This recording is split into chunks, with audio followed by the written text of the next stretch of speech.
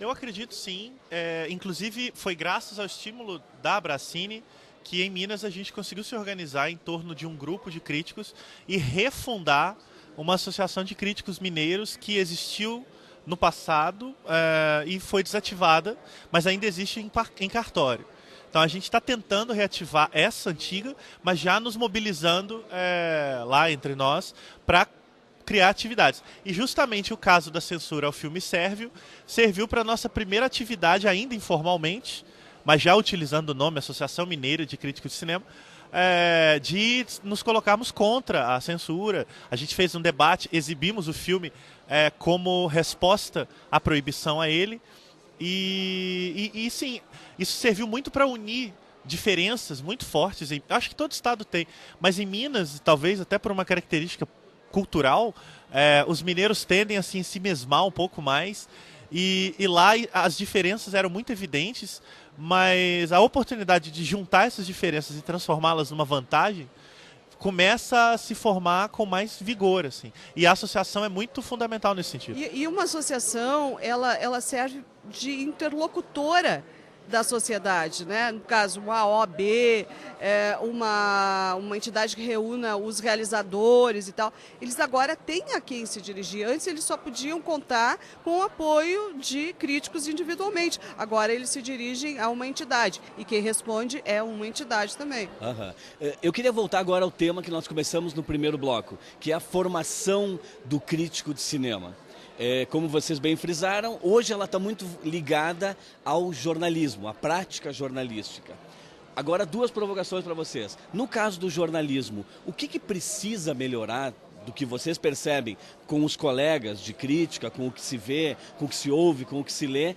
E Ivonete, no teu caso, como professora universitária também, dentro dos currículos, o que é necessário fazer para a criação de críticos mais competentes e melhor preparados para esse universo hoje globalizado, internetico e de um imediatismo ainda maior? Bom, eu dou aula num curso que é já de cinema.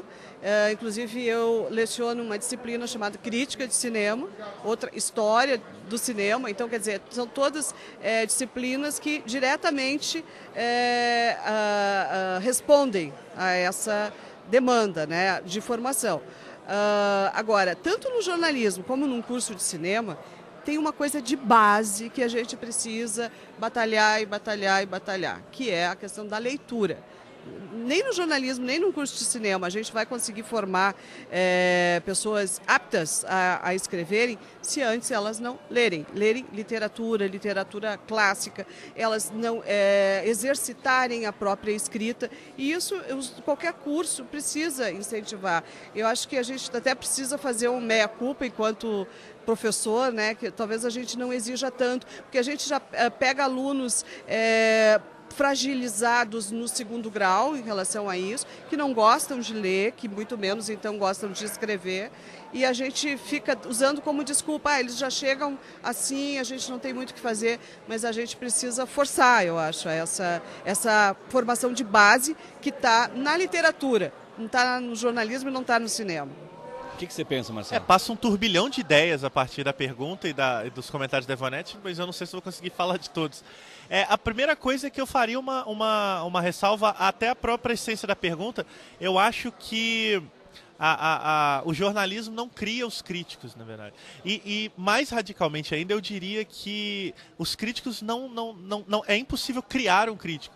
Eu acredito que eles sejam criados por eles mesmos e passem a vida inteira se formando. Eu, por exemplo, continuo em eterna formação e acho que vou ficar assim até o último dia de vida. Mas eu acho que é uma coisa que vem muito de aptidão e também de interesse.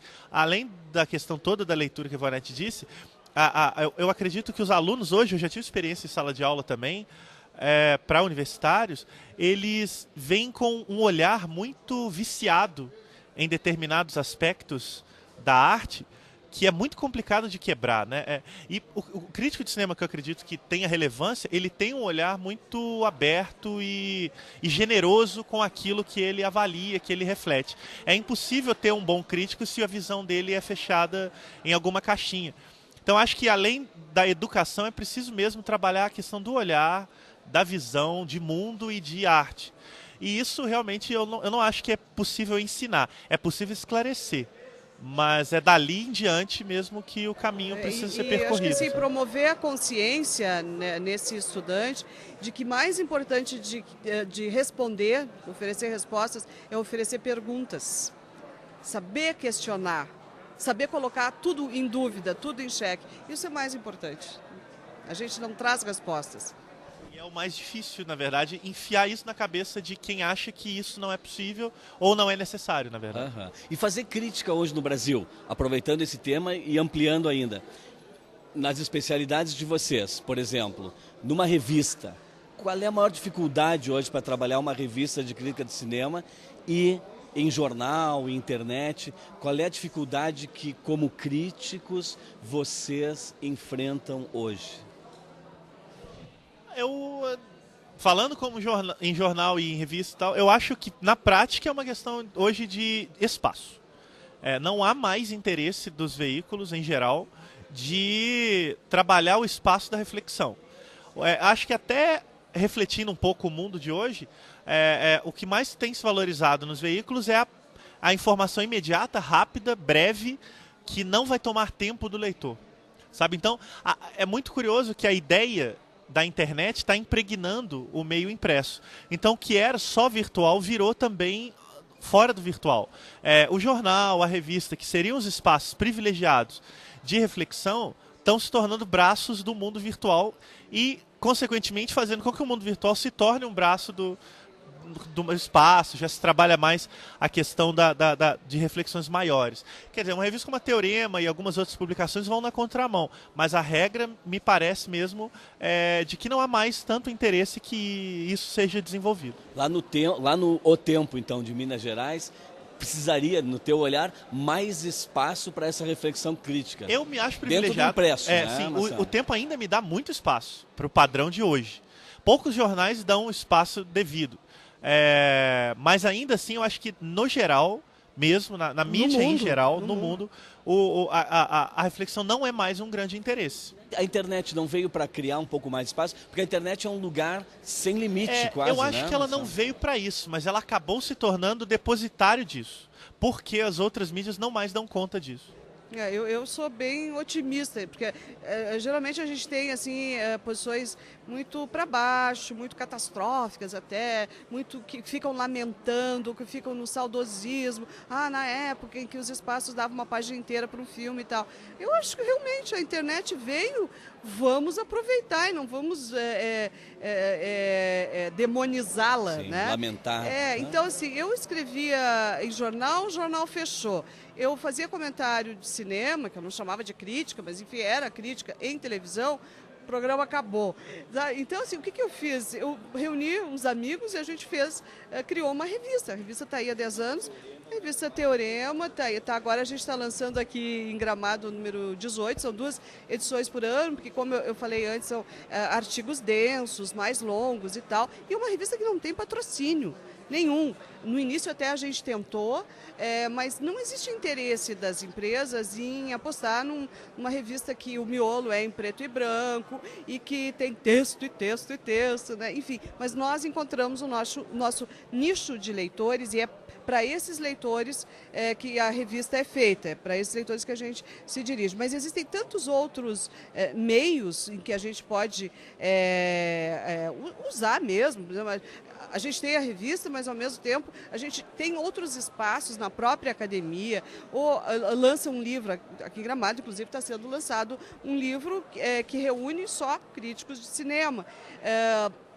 Vários, acho que a maioria até, ou grande parte, não sei, dos nossos críticos tem blog. Então assim, a gente não, hoje em dia a gente não precisa ficar num veículo, eu escrevo lá naquilo. Não, a gente escreve em vários lugares. Isso eu acho legal e me faz ter um sentimento positivo em relação ao futuro também.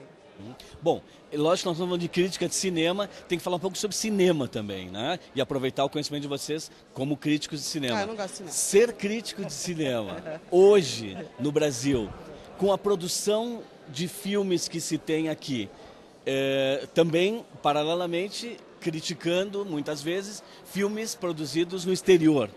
Como é que é esse universo hoje para vocês? A produção brasileira hoje, ela está mais aberta à crítica cinematográfica? Tu falavas antes, Ivonete, sobre agora há uma entidade com a qual se pode ser interlocutor, que é a Abracine. Mas os produtores, os realizadores, eles, no Brasil, para ficar um pouco mais reduzido, qual é a relação deles com a crítica? Eles estão mais maleáveis e permeáveis a essa crítica? Vocês têm percebido isso? Ou ainda tem um caminho grande a ser trilhado? Não, isso não é uma coisa que se resolva, e muito menos que se resolva com uma entidade. A entidade não surge para isso, né? Mas ela porque aí a gente entra em questões universais, da vaidade, a vaidade humana e tal. E ninguém gosta de ser criticado, essa é a verdade. Por mais consciência que os realizadores tenham da importância da crítica, eles não recebem nunca bem.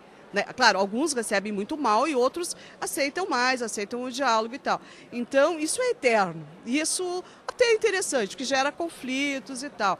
Mas o crítico, ele não é amigo do diretor. Pelo menos eu penso assim, eu sei que tem vários críticos que são amigos, mas só que eu já leio a crítica daquele crítico em relação ao filme de uma pessoa que eu sei que ele é amigo, eu já leio com o pé atrás. Peraí, eu sei que esses dois aí são amigos, ele não vai ter a neutralidade que deveria ter, né? Enfim, mas se a pergunta é essa, sobre essa relação, assim, eu acho que é uma relação de conflito eterna. Constante. E tudo bem, é assim mesmo. Eu não tenho muito a acrescentar. Na verdade, eu acho que é um conflito eterno que nunca vai acabar e também já é muito antigo. Não acho que haja diferença de hoje para o passado.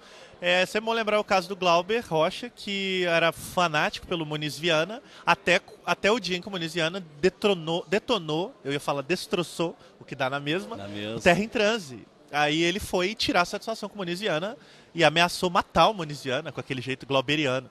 Então eu acho que é uma pendenga histórica e vai realmente variar de cada um, porque tanto os realizadores quanto os críticos têm idiosincrasias de personalidade. Os críticos não estão isentos também de embates diretos com o realizador e eu acho que vai realmente tendo que administrar caso a caso quando eles ocorrem. Né? Muito bem. Gente, acabou o nosso tempo. É um tema que a gente espera ficar conversando muito mais.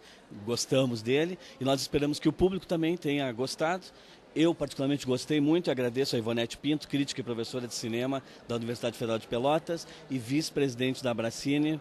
Obrigado, querida Ivonete. Eu que agradeço. E também ao Marcelo Miranda, crítico do jornal O Tempo de Minas Gerais, ambos da Abracine, e esperamos estar com vocês de novo no Mídia em Foco em outro programa. Obrigado. Você que nos assistiu, não perca o próximo programa Mídia em Foco, trazendo algum tema relacionado com a mídia. Até lá.